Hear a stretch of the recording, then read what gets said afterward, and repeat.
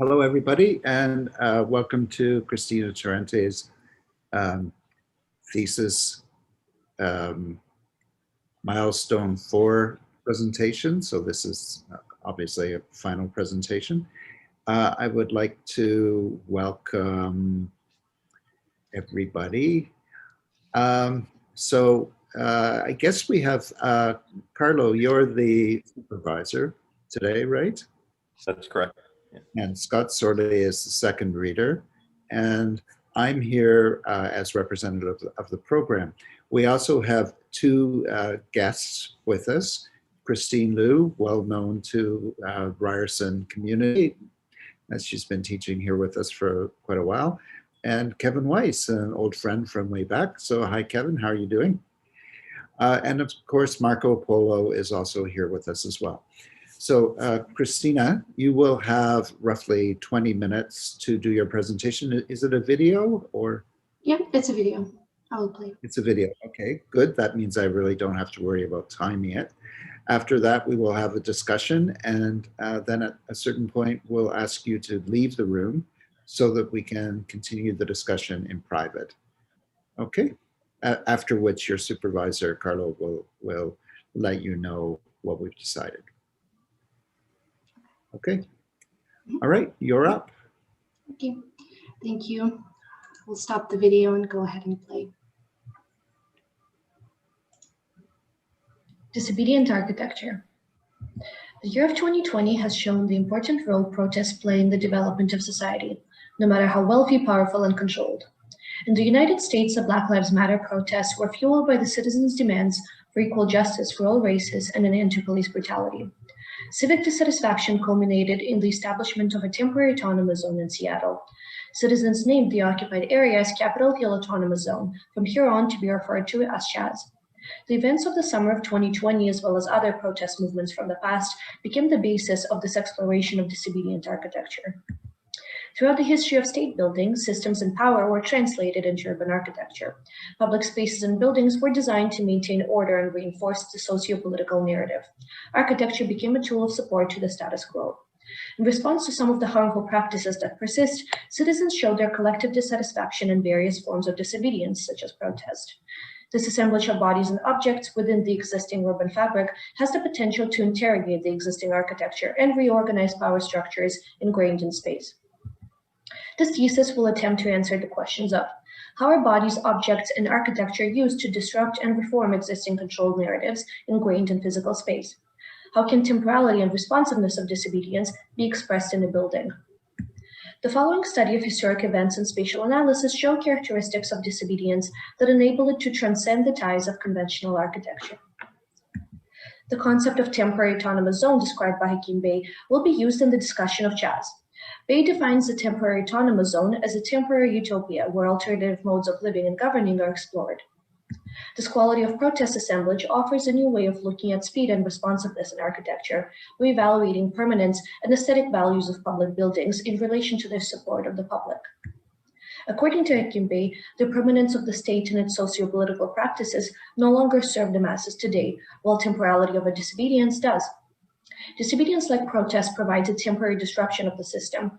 During this brief disruption, there is a chance for reevaluation of existing narratives and an opportunity to rewrite them. The Paris Commune is a significant historical uprising that became a precedent to many political movements, despite only existing for 72 days. The Commune of 1871 was an uprising of working-class citizens of Paris against the French government and the bourgeois to resist the suppression of civic rights. Communards opposed the exploitation that came with the social hierarchy of the bourgeois. The Commune was largely made up by socialists and anarchists who had agreed to fight for reforms that would be considered revolutionary. After displacing the authorities from Paris, Communards had implemented measures like limits on workday hours, abolition of death penalty, abolition of child labor, making education mandatory for children under the age of 14, and other social rights that we still enjoy today. Thus, protest movements are a chance to see how new forms of knowledge about society and politics are made from below. Disobedience relies on locality and politics of the masses. Disobedience of the Black Lives Matter movement is anti-capitalist. The reason for BLM protesters fighting against the state is their understanding that the American capitalist system is built on oppression. Its communities, cities, economy, and politics are only able to sustain their wealth if there's a group to be taken advantage of. Some crossing of lines needs to occur in order to make a difference on a socio-political level. Sometimes this can be physically manifested in the destruction of existing architectural structures and monuments. The undoing and redoing of existing icons are investigated through the architectural lens further in the presentation. The use of domestic and other seemingly unremarkable things to respatialize and craft a movement is a practice as old as social struggle itself. As Randall said, placing objects and subjects in unusual combinations positions us in an uncharted territory. We occupy new poetics of space and time. Thus, disobedience can be expressed in the assemblage of everyday objects flipped to oppose their intended use. They are referred to as disobedient objects. Similarly, on a larger scale, existing architecture of control can also be turned disobedient against its conventional subservient use, becoming a tool of the body politic. Furthermore, human bodies are products of historic constructs, disciplined, regulated, and controlled in a circle of power and knowledge. Yet a body is one of the fundamental objects of disobedience, as it is a fundamental part of all architecture. Architecture is always political. Federal and institutional buildings, commercial and public spaces in the city perpetuate the ideas of the state. Before further exploring how spaces of control can be challenged, one must understand how control narratives can be built into urban architecture. The complex relationship between today's citizens, public spaces, and the state can be understood through analyzing the boulevard and the barricade of the Paris Commune. Evolution of public space in the Second Empire Paris occurred as a result of George Haussmann's reconstruction of the city. Haussmann's tactics are emblematic. His political and architectural gestures have been mimicked years later by Robert Moses in the reshaping of New York City, as well as many others. The city of Paris became the territory of the bourgeois through the new boulevards that dominated the city center, excluding the proletariat. Aside from their exclusionary commercial purposes, the boulevards were designed to prevent any sort of civic uprising. They were built to be wide enough to prevent the construction of barricades and to permit free lines of fire and bypass. The barricade emerged in the Paris Commune as a reaction to the boulevard. The same stones that were used to construct the boulevards were reused in the construction of the barricades. An object of oppression was used to fight the oppressor. With time, the control architecture became more subtle, yet it exercises similar control strategies, such as the boulevard example. In contemporary urban environment, the privately owned public space represents the hostility of urban environment towards the free civic assemblage and expression, with its primary purpose being passive activities like consumption, circulation, constantly surveyed and excluding everyone who crosses the invisible lines. Drawing a parallel between such architectural oppression and disobedience, if we look into the history of Capitol Hill, it is evident that its long history of spatial discrimination is the reason the mass protests and Chaz occurred specifically there in the summer of 2020. In the 19th century, Seattle's Capitol Hill was first developed as Millionaire's Row. With its construction, development companies put in place the racial restrictive covenants on land ownership, binding properties and limiting the owner's freedom to sell to racial minorities, immigrants, and Jews. The practice lasted until 1948. Thus, these groups were systemically excluded from the architecture of Capitol Hill through a legal as well as socio-political levels. Therefore, the redlining was literally built into the neighborhood of Capitol Hill. Thus, its recent occupation was not accidental, but rather a deliberate reaction to harmful practices that existed there for generations, spreading into other urban systems and beyond. In 2020, the alternative architecture of Chaz was built by the activists in an effort to rewrite the spatial politics of the city. This year is the counter map made by activists circulated online. It shows the reterritorialization of Capitol Hill. Reterritorialization is characterized by the intention to change a place's physicality and meaning by occupying it. It is an essential action in the process of creating disobedient architecture. The initial act of reterritorialization occurred as the occupation of East Precinct on June 8th, as well as the subsequent development of Chaz into various urban inventions. The site plan of Chaz shows its development in various program that was built by the protesters in the East Pine Street and Carl Anderson Park. These initiatives, no matter the success, show what is lacking in the existing urban system. Disobedience is an opportunity for invention, first in physical space and then in the system. Initiatives like the Tent cities speak to the systemic exclusion from housing. Urban Garden illustrates the lack of accessible productive land in the city, while the mobile first aid clinic and services of its volunteers showed the lack of affordable healthcare. The following design research is a continuation of the research on architecture of protest movements. It focuses on the way objects, bodies, and sites can be turned disobedient and be used as tools of the body politic. I begin with cataloging disobedient objects that were used in past protests internationally in order to exercise counterpower. Protest inspires the production of cultural inventions and tools, instructions to which have previously been published online to be recreated by future activists. As an extension of this idea, I designed this mass-produced protest device that would be easily assembled, discreet, and light enough to carry seamlessly to a demonstration. It is essentially a connector that would enable protesters to quickly connect multiple umbrellas to create a massive collective shield, for instance, against a gas attack. This invention over here is a satirical approach to violence prevention and the uniform every agent wears. It brings attention to safety during protest while retaining the ability to occupy space. The inflatable as a tool has a great potential for disobedience. Some of its unique advantages are ability to peacefully occupy space, temporality, abilities to fly, bounce, fill, or even support. Its architectural expressiveness makes an inflatable a powerful architectural element. Next, various assemblages of bodies and spatial choreographies were studied in order to understand the process of reterritorialization. The first one is spectacle. It is exercised as a theater or ritual. Procession is exercised as either reclaiming or target or both. And finally, placemaking, which is the most important one as it focuses on the longer term occupation, which implies reorganization of space and development of program, effectively crafting disobedient architecture. So placemaking consists of re-iconization, or we could say the undoing. The objective is to leave an imprint on collective memory. This implies dismantling icons that carry on harmful narratives from the past.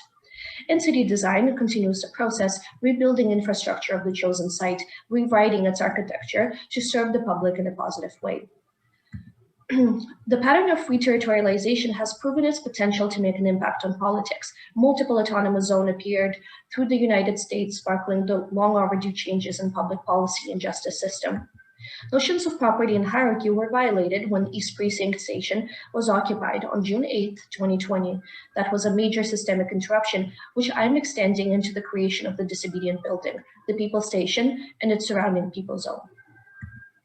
This final project is a revolt of the body politic against the weaponized architecture of the police station, demonstrating how disobedient architecture can be a tool of democratic interaction between masses, their city, or the state. The former police station is treated like a disobedient object. It is found and is put to work. The masses can continuously develop their building according to what is needed in order to achieve positive social and political impact, such as changes in public legislation, cultural growth, social work, creation of political movements, and more. The Disobedient building opposes social constructs that created the inaccessibility of cities' public space in the first place. Concepts of property, social hierarchy, censorship, and commerce are not to be implied in the architecture of Disobedient building and its surrounding zone. The building is also open to everybody to visit or stay in. Everybody gets to modify the spaces or creating installations, provided that they consult others who may be affected. And most importantly, disobedience is a temporary phenomenon because by assuming permanence, it risks becoming the very agent rebelled against in the first place. This is why the Disobedient building is continuously evolving. Each architectural intervention has a number of various potential uses and future possibilities. The methods are explained in detail in the next slides. So the police station is an ultimate example of control architecture. The original structure of East Precinct reflects its mechanics of policing surveillance. It's literally built to discipline, regulate, and control bodies inside it. Looking at the floor plans, we can see the extreme division of access, public, private, and secure. Some spaces are off limits entirely, focusing on isolation of the individual. Through the following creation of Disobedient building, a place of interrogation of the citizen is flipped to be an interrogation of the state. First, existing architecture is interrogated through the undoing. It occurs as a process of constructive deconstruction. This act is significant because each architectural element is reevaluated based on whether it will further restrict public activity or support it. Doors may no longer be necessary because there is nothing that needs to be locked inside. The lobby does not fit the crowd on the street, so it's destroyed to merge the space with the exterior and more. The removed materials aren't discarded. The elements that used to make up architecture of control are now used against it. For instance, they're built into the barricades. This diagram shows the simultaneous undoing and redoing of the people station. The floor plans represent the ever-evolving building in various degrees of temporality. There is a reevaluation of each space and its role in the system of control and punishment. The interrogation of each part of the former police station is to be seen as a critique that is turned into a possibility. The original interrogation room, for example, of the police station is a powerfully charged space subjecting a detained individual to vulnerability and isolation. Its role in the architecture of control and oppression is criticized by turning it into the free radio station. When the interrogation room is rebuilt as a free radio station, the act of interrogation is reversed, shifting the focus from the criminalized activist to the system. The radio station is open for all people to visit, free to speak during a live radio show. There are also a number of further possibilities. The sound infrastructure allows for the possible transformation of the space for greater mass media involvement, video podcast production, recording studio, and more. The armory in the East Precinct was previously used to hold automatic weapons of mass destruction. In contrast, the workshop is rebuilt there to invent rather than destroy and control. It supports the invention of tools that will further the development of the people station. One room of the people station essentially supports its architecture, reaching beyond the confines of its space, into the street and beyond. The possibilities include working on continuous alterations to the building and the barricades, creating art installations, creating useful structures, and more. The next installation critiques the architect's involvement in prison design, criticizing the ethics behind professional participation. This installation is the real cell of the former police station, temporarily kept for the installation. The act of rebellion is used against existing architecture, forcing it to open. Other possibilities include entirely removing the cell, later to become an open rooftop, or a part of the open workshop, or the installation space. Continuing the line of artistic opportunity, there is a possibility of opening up the existing windowless corridor to artistic intervention like rotating installations. Here, the windowless corridor that you can see is about to be turned into the creation of movement installation over here.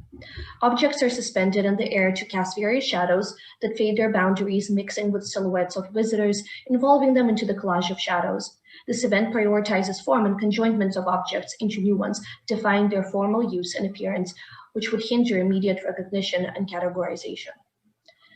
The previously discussed idea of opening the existing architecture is highlighted further in the removal of previous layers of the building and creating visual and physical engagement of the people station with the surrounding streets. Strict geometry is broken up and challenged by the fluid form of the inflatable, and its pink color opposes the standard police blue. The upside-down suspended window is a deliberate subversion of a conventional architectural element. The lobby and multiple walls behind it used to hide contents of the building, creating physical and mental boundaries with the street. They were removed, uncovering a bright staircase that creates a visual vertical connection with the other floors.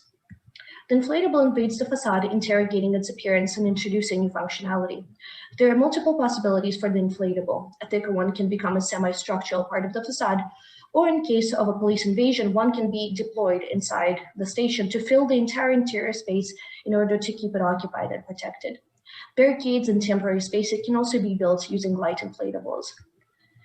The temporality aspect goes beyond the scale of a single building to the scale of the entire zone and beyond. The disobedient building is always in motion, reacting to the circumstance.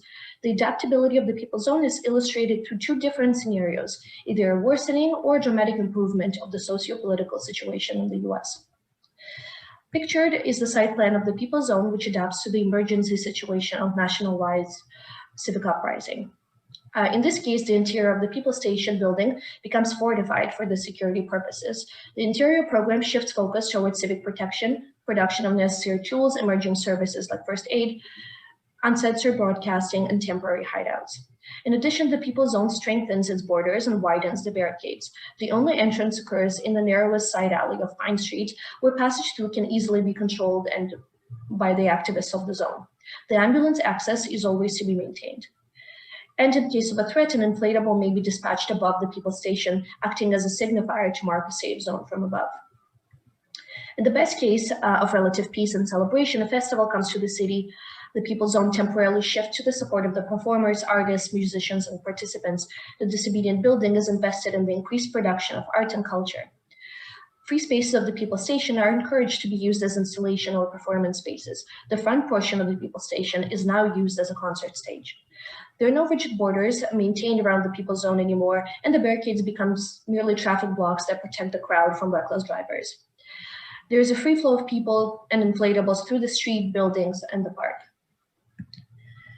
The reterritorialization of the East Precinct into the Disobedient People Zone is the first step into the public rewriting the spatial politics of the city, where new disobedient architecture may appear. These new environments are where collaboration, opposition, invention, and experience of public life can be practiced in an effort to overrun the injustices of capitalism and militarized logics that contextualize the urban fabric. This drawing demonstrates the future of the People Station, principles of architecture of disobedience spreading through the city, its streets, public buildings, squares, classrooms, and most importantly, collective consciousness. The subsequent spread of the impact of the People Zone would perhaps be similar to the effects of the Paris Commune. Karl Marx himself stated that the greatest achievement of the Paris Commune was its actual working existence. His remark relates to how the Paris Commune affected so many laws and institutions that it never actually disappeared. Following this precedent, the hyper-local versions of the People Zone may spread further. Other disobedient buildings can appear in the future internationally. For example, in Venezuela, the disobedient architecture can act as an alternative housing cooperative, leading the way to creating affordable communal housing in the country.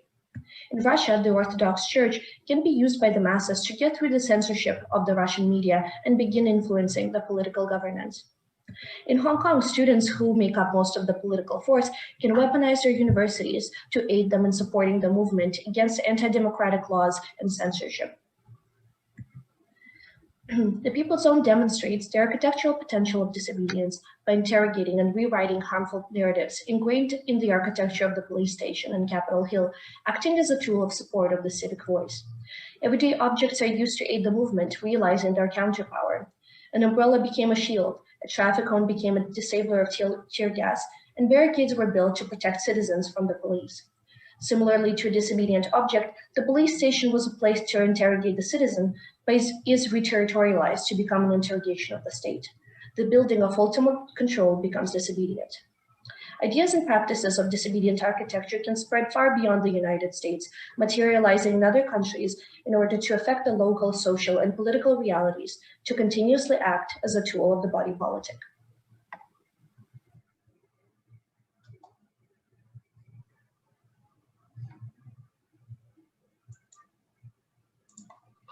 Okay, thank you, Cristina.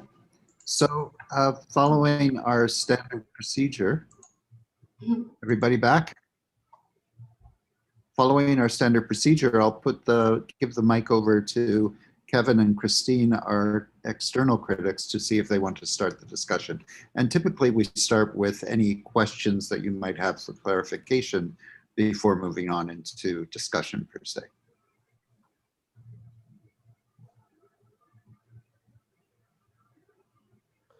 Okay, so I mean, I really love the passion here. I mean, it's incredible. I have to say that I'm old.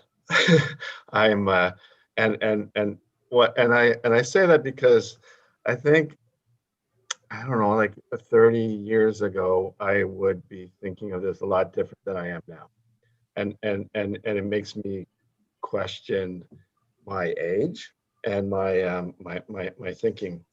A long time ago, like in 1990, I spent a bunch of time in Chicago when the first Iraq War was starting out, and was involved in a bunch of protests there, and it kind of blew my mind. And one of and it sort of set me on an interest, and I have really looked at public space.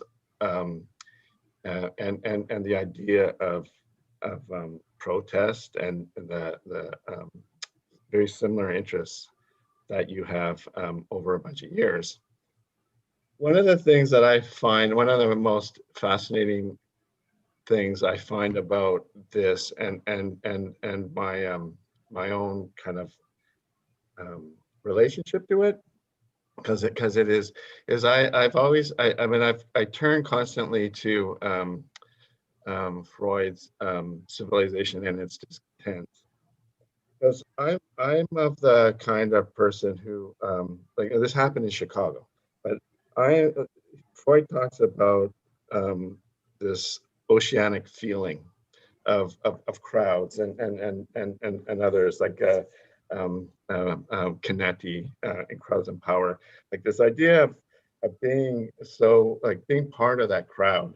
And I, when I was in Chicago, as much as I mean, I really wanted I was an outsider. I could never become part of that crowd because I felt, I don't know, there's something within my own psyche that I couldn't be. So one of the things I wonder about this project that really makes me wonder about that and the difference between um, architecture and planning and stuff, like there's this idea of kind of like in Seattle there, I mean the crowds, I mean there were a lot, I mean, and I don't mean lost in a bad way, but they were in the moment. And architecture sometimes to me doesn't really, it's not naturally spontaneous, like planning, like even the idea of the inflatables. I mean, the logistics, kind of arranging the materials and all that kind of stuff. There's this whole bunch of planning and figuring things out. And I wonder how you reconcile the spontaneity of kind of the movement versus this kind of weird profession that we're in, of planning and figuring things out and the slowness of, I guess, architecture and that in respect to kind of being part of this moment and movement.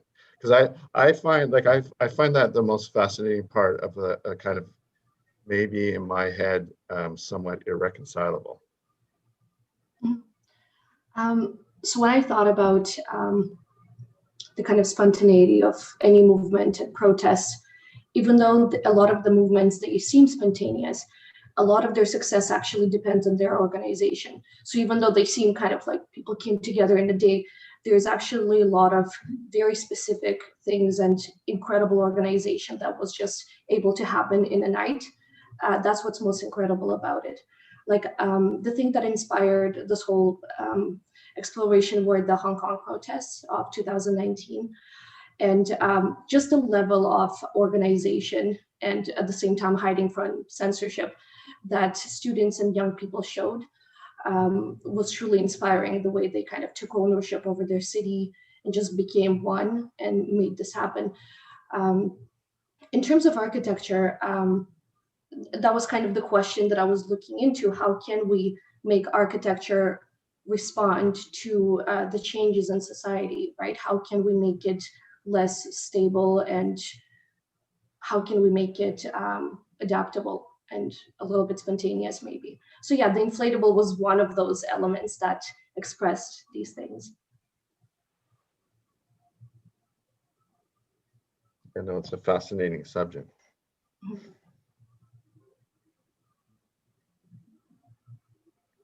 Oh, wait. Am I the only one here? Christine, anything to add? If not, I'll.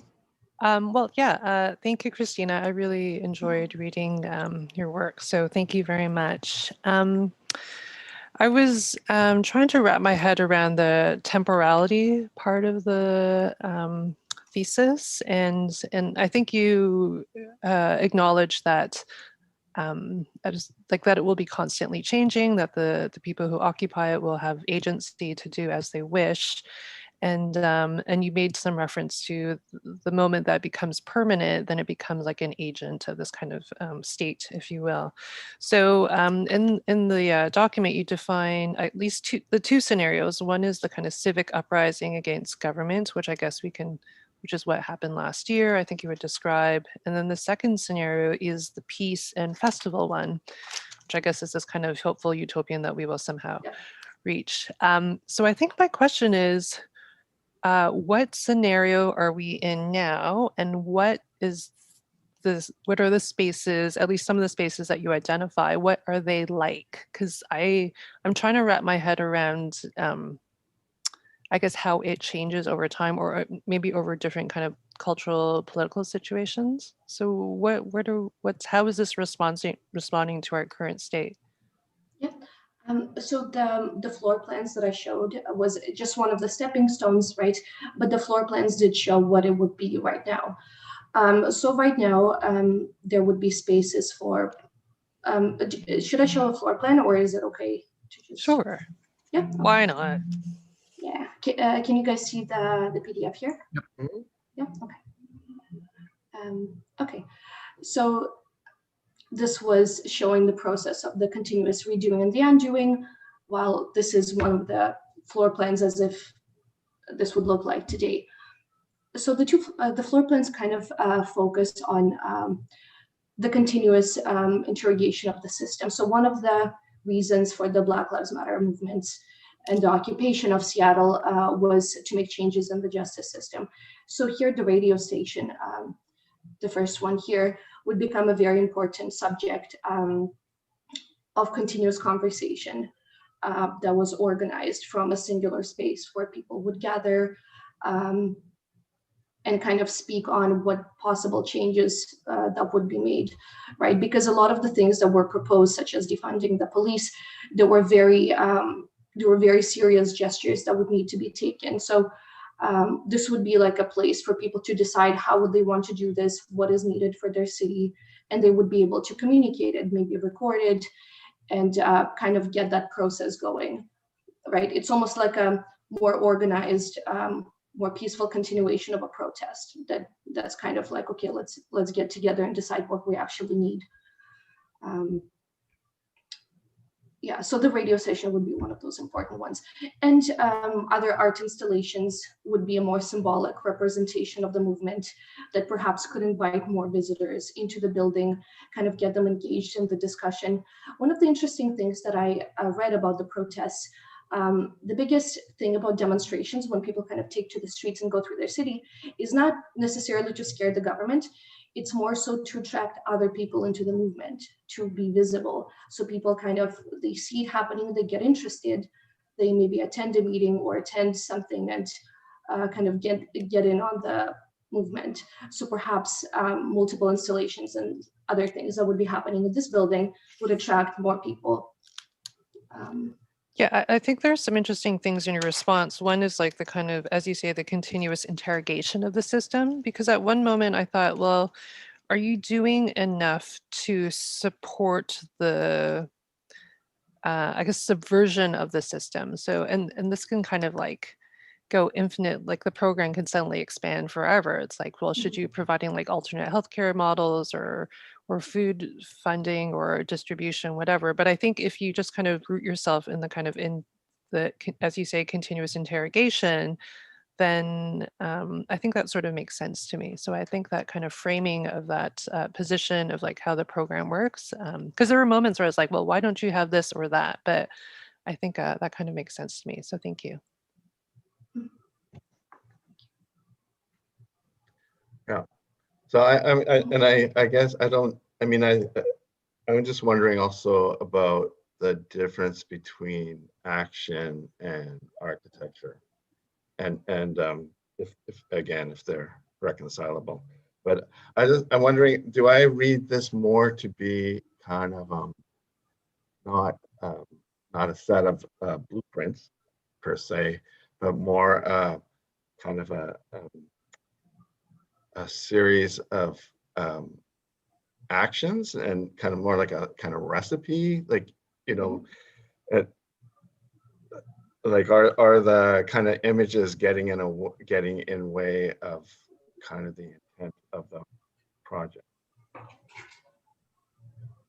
Sorry, what was the last part? Are the images? I was just wondering if like there is to me, again, there's this kind of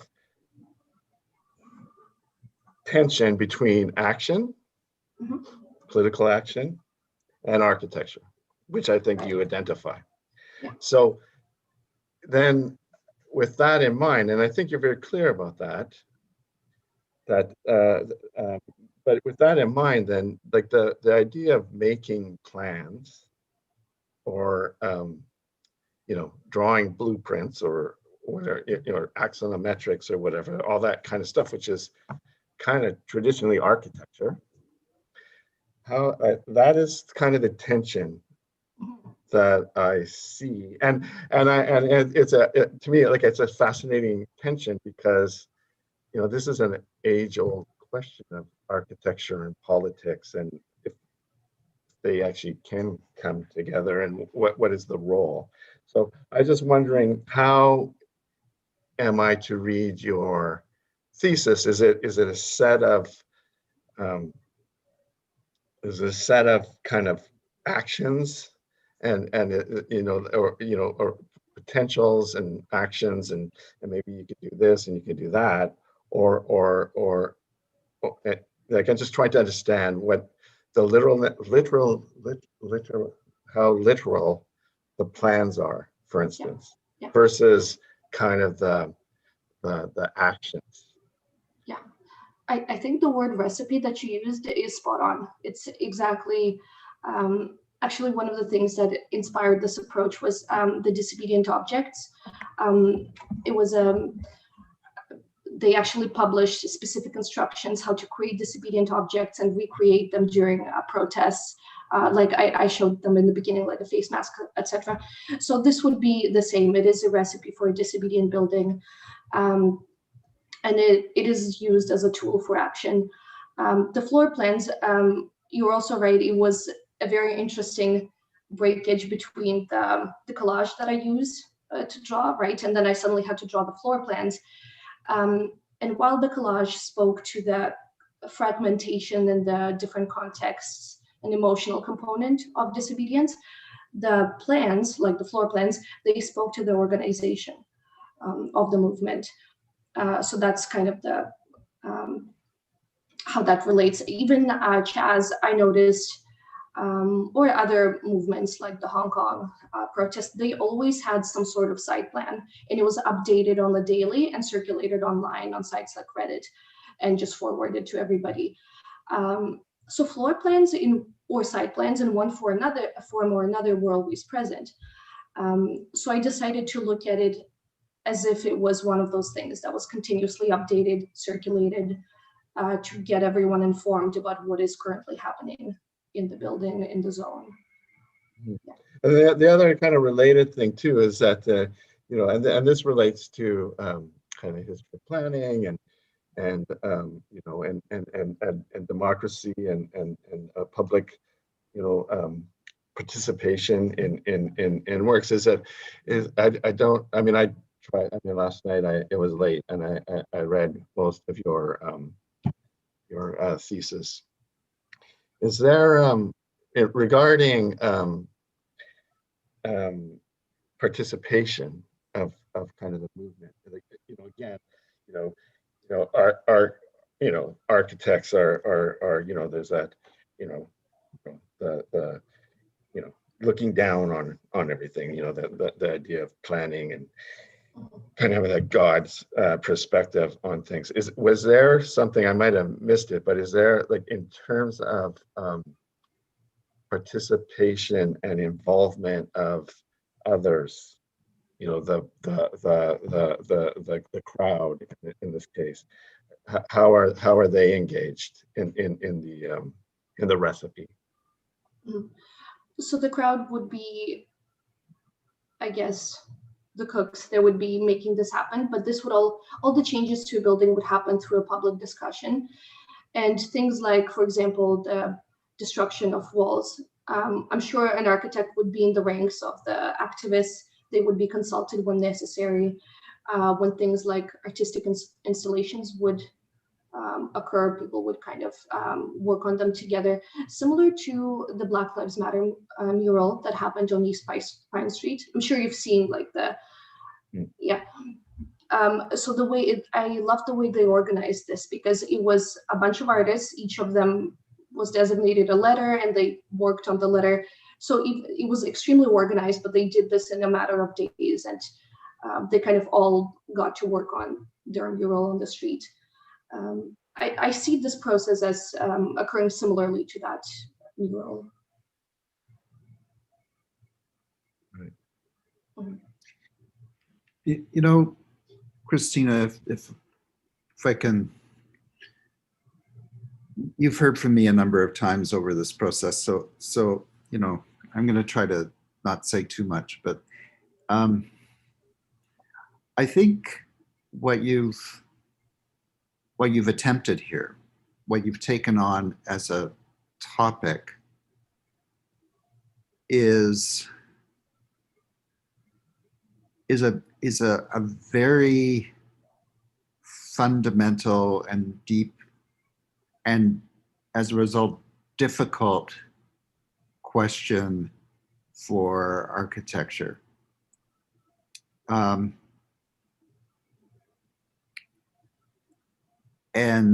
You know, first of all, I want to say kudos for doing that. Congratulations for doing that, because I think these questions need to be asked by all of us. On the other hand, I think, you know, it's unreasonable what I'm about to say, but, you know, given how difficult the questions are that the thesis raises, and it's the difficulty of the question for me, the way I phrase this is the question of how you can make an architecture that is not architecture. Okay. And I think that's actually the question you're asking. How can you make a non-architecture that does not support power structures? Because architecture will always support power structures. I think that's really your question.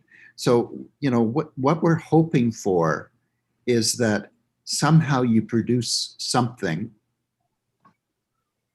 right, in your disobedient building, let's say, that all of a sudden makes us see, oh, that's what we can do.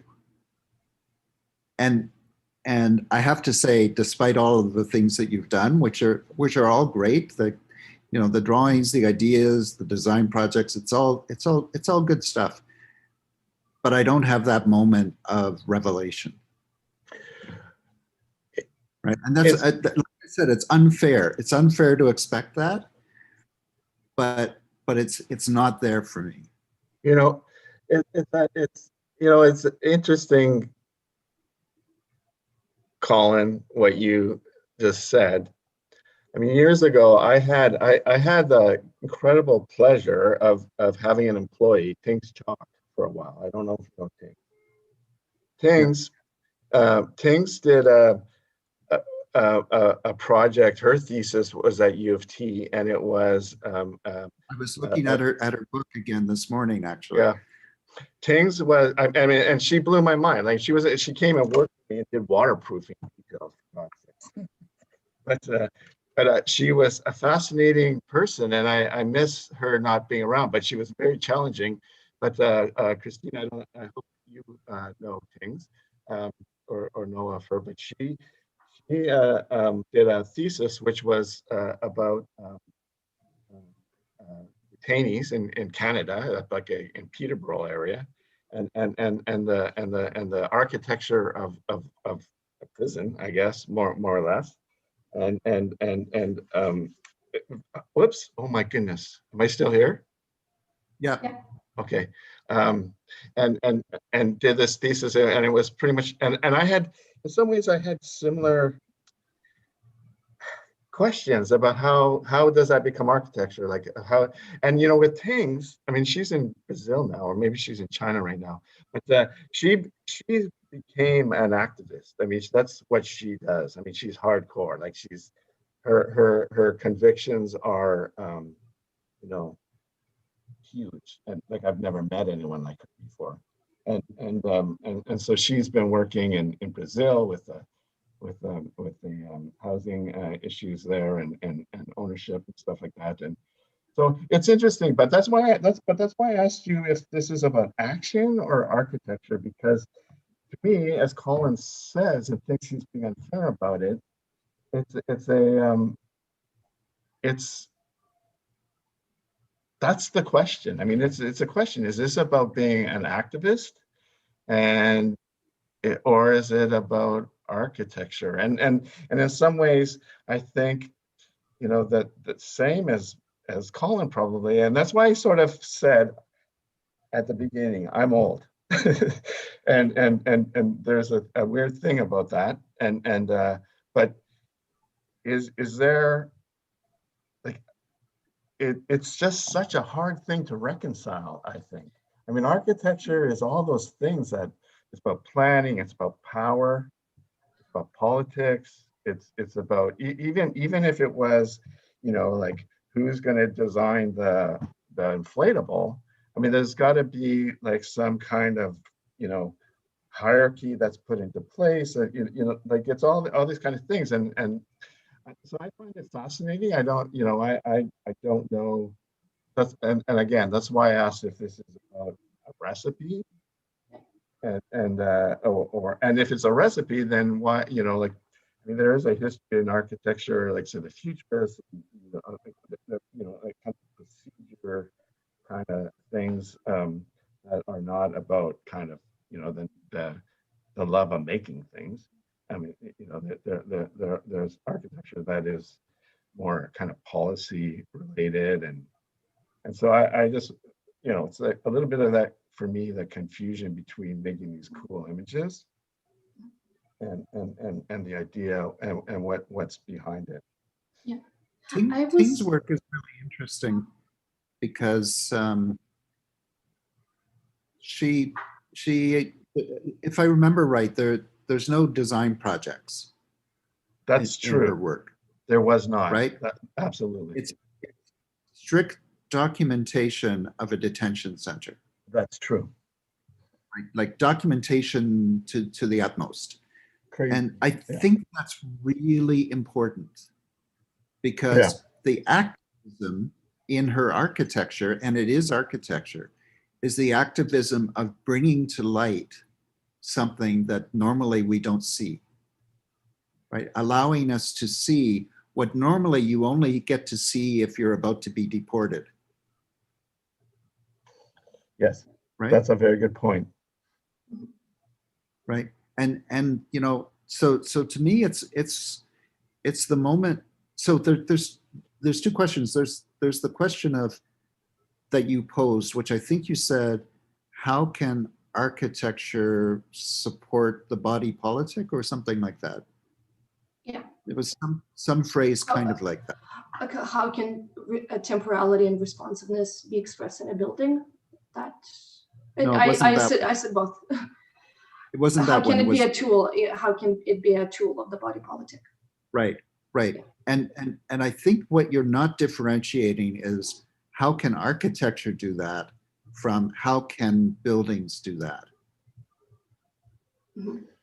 It's interesting. As I said, years ago, I'm so fascinated with this subject, but I know years ago reading, and I think it was brought up by Paul Virilio and other historians. But for instance, the barricades, even the barricades during the long time ago, they were already kind of rendered useless because the armies could come in kind of around the back, tunnel through buildings, and attack from the back. So Virilio makes a comment that the barricades were already a symbolic order. They were order of symbolism of the collective and the movement, but they weren't an effective war tactic. And so you can kind of see. So then all of a sudden, if it's in the order of the soul, I mean, there is a there's a that starts to come back into kind of the realm of architecture again through the idea of a symbol and of kind of making, although it's collective making, but you know, so it's sort of an interesting thing, and you know, obviously this has like I keep trying to understand the architecture of this versus kind of the act of it. And, Just coming back to what Colin said, in the thesis, you said distinguish what is architecture and what is building, right? And in this thesis, I tried to look at the urban fabric, like the people, the objects, the street and the building, as if it was all architecture. That's why I looked at spatial choreographies of protest, because the architecture of protest is essentially people, the street, and the existing confines of the urban environment, right? And I treated a building in the same way that the disobedient objects were treated. I just wanted to see what if we subtract our conventional kind of understanding of a building and just see it all as architecture. That was my intent.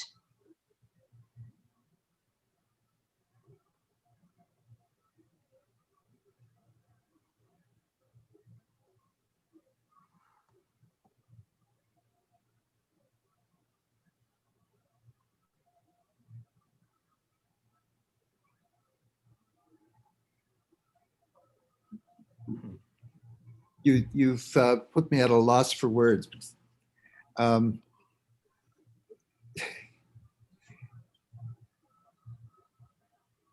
Because I think you just said that you want to see everything as architecture and to not see the building as a building, but to see it as architecture. A building is a part of this disobedient architecture. People are a part of it, objects are a part of it as well. So you asked, how can architecture do that versus how can a building do that? And my understanding is that you're choosing the building and you're asking, how can architecture do this to this building through the body politic? No, the building is still architecture, but how can it be disobedient as a building? buildings and architecture is never disobedient because, I mean, you had a funny slide and I liked it. What does a brick want to be? And someone's chucking a brick through a building. I mean, I chuckled. I like that image. But that brick doesn't want to. The brick doesn't want to be thrown through a window. The person throwing the brick wants to throw the brick through the window. But you know, I think it's a romantic notion that a brick wants to be anything other than, like, it doesn't want to be anything. It's a brick. It's hard and clay. So again, it's always to be about action, and this is where like architecture doesn't want to be anything either. Like the Bastille was a prison, and then it got stormed by people, and like it wasn't it had nothing to do. I mean, it had to do with imprisonment but it had to do with people imprisoning other people, and then other people wanting those people not to be like it's architecture. It's just a brick, and bricks don't decide if they want to be thrown or make an arch by, you know. I mean, I as I said, I like that image because I chuckle, but the brick, it's the person throwing the brick that wants to throw the brick. It's not the brick that wants to be thrown.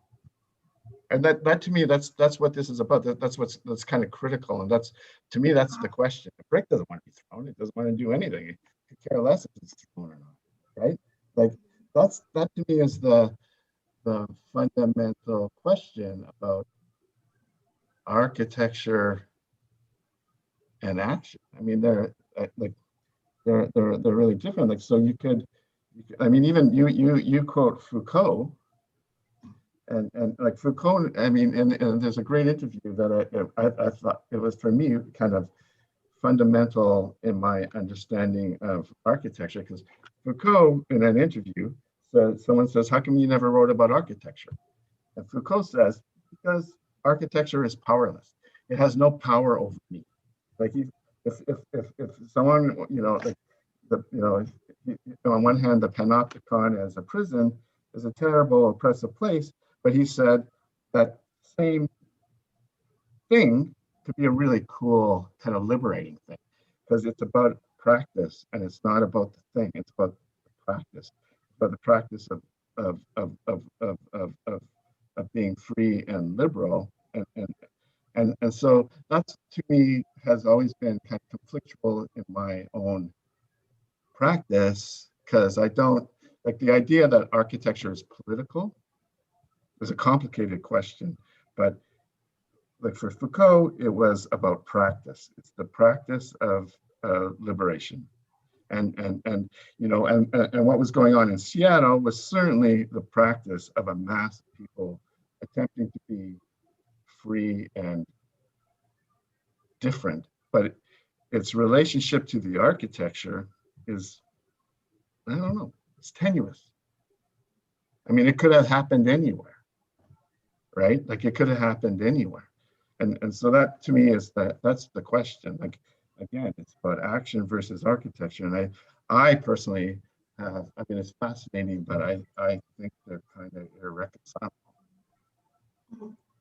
That's the, and that's where, like, someone like Tings becomes a political activist. She's not, I mean, yes, Colin, she does. I mean, her architectural knowledge is huge, but at the end of the day, she's an activist.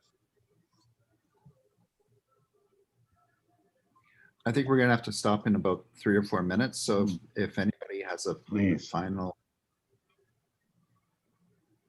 Christine, do you have something? Oh, I was actually thinking about the output, and you mentioned briefly kind of pamphlets and websites, and I was thinking, for some reason, also in Chicago, a colleague of mine who's a journalist kind of created this kind of pamphlet for prison inmates about how to navigate like the legal system, and I was thinking, oh, if you're like, it's kind of this question of like kind of the role of the architect and all of this, and I was like, well, is your output, should it not be kind of similar to the tools that kind of other activists have used historically? The pamphlet has like a long history of that, or whether it's like a website you should also be generating, not to add more work, but as like the kind of, if this is the thing that you could give to someone as like the recipe, then I don't know if like this kind of 100-something page document is the thing. What do you think? Yes, I would definitely. I thought about putting these things in like a digestible format and to be shared online, similarly to the map of Chaz and etc. So a website would be useful with a forever changing floor plan, for example, and all the events and opportunities that are happening in the zone. That would be kind of live all the time, as well as the radio show was one of the Free People radio station would kind of be one of those things, because it would always be live. Yeah.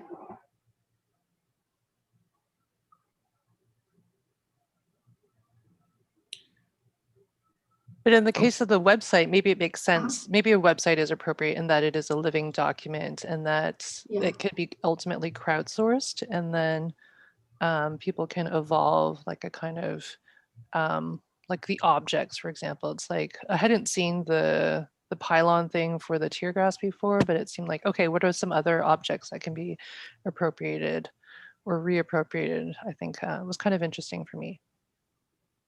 Yeah.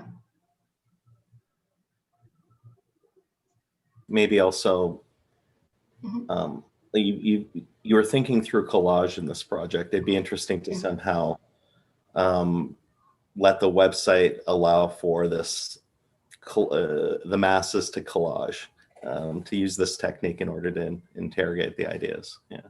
Yeah. It would actually be very interesting. The collage, I found that it was a very interesting technique to address a single event, because it kind of validates the other factors and all the agents that play into it, and not looking at it as a singular event in time, but rather as like a product of many things.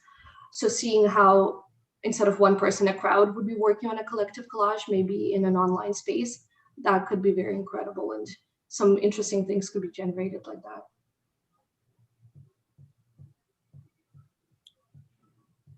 All right. I think we should say thank you to Cristina for a really fascinating year of watching this project evolve. And we're going to break off and have our discussion now. And Carlo will get back to you. Thank Thank you. you very Christina. Thank you, Thank you, everyone. Christina. Have a good day. That's fascinating. Bye. Fascinating. Bye.